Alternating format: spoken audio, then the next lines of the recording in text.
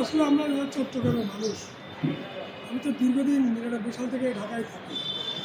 যে চট্টগ্রাম সমিতি কাদের সমিতি?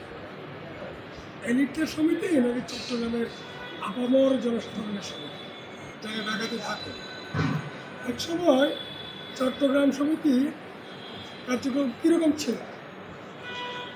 কার্যক্রম ছিল যে ঢাকাতে যারা পরীক্ষা দিতে আসতো, চট্টগ্রামের মানুষ নানা কাজে আসতো, তাদেরকে সহায়তা করা হতো।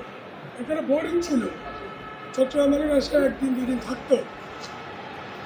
না চিনানোর জন্য কেয়ারটেকার রাখা হয়েছিল।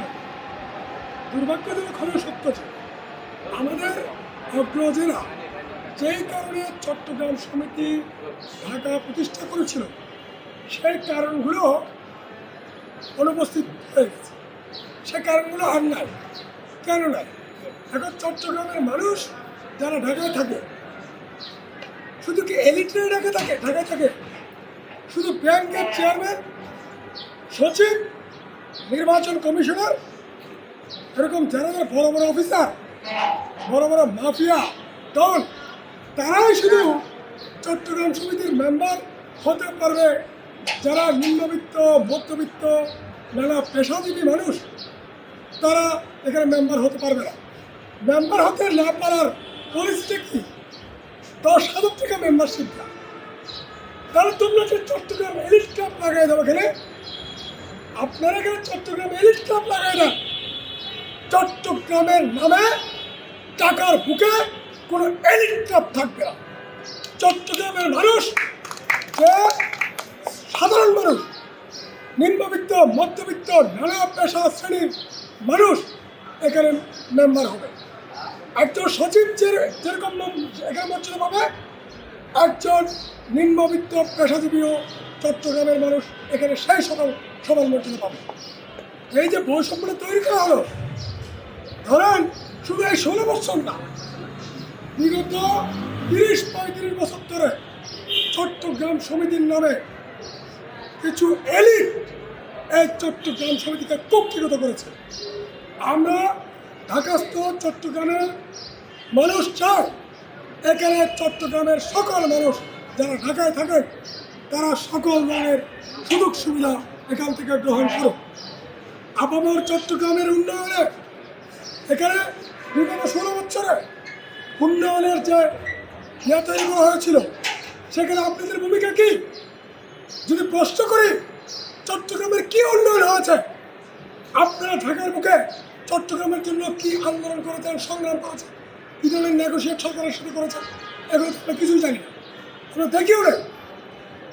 চট্টগ্রামের মতো একটি জায়গা, চট্টগ্রামকে কেন্দ্র করে পুরো বাংলাদেশ যেখানে 10-20 গুণ বেশি উন্নতি করতে পারে, সেক্ষেত্রে চট্টগ্রাম সমিতি কী ভূমিকা রেখেছে সেটা আমরা জানতে চাই।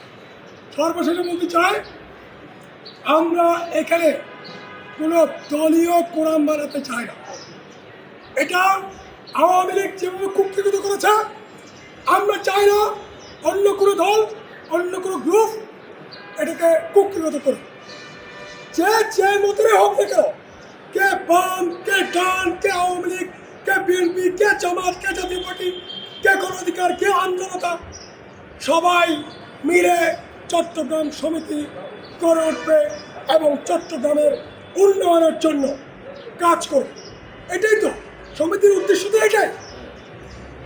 এই উদ্দেশ্যকে যারা বিঘ্নিত করেছে, তাদেরকে আমরা সতর্ক করছি যে এগুলো আর করবেন না। চট্টগ্রাম আমাদের প্রাণ। আমরা চট্টগ্রামের মানুষ ব্রিটিশ বিরোধী আন্দোলন থেকে, পাকিস্তান বিরোধী আন্দোলন থেকে স্বাধীনতা অর্জন করেছি। এই স্বাধীনতার হরণ করবেন না, সকলকে ইকুয়াল করেন। যারা আগের নেতৃত্ব ছিল, বর্তমান নেতৃত্ব আসবেন, ভবিষ্যৎ নেতৃত্ব দেবেন। এরা সিটিংয়ে বাড়ি বানো, আওয়ামী লীগ, বিএনপি, জামাত, জাতীয় পার্টি নো, এরা সিটিংয়ে বাড়ি লাগবে। চট্টগ্রামের উন্নয়ন হলে চিটাং সমিতির কেন্দ্র করি সিটিংয়ে বাড়ি যারা বানাই দিয়েছ, আওয়ামী লীগ হলেও স্বাগত জানাইও, বিএনপি হলেও স্বাগত জানাইও, জামাত হলেও স্বাগত জানাইও, গণ অধিকার হলেও স্বাগত জানাইও। বাবুলেও স্বাগত জানাই। ধন্যবাদ।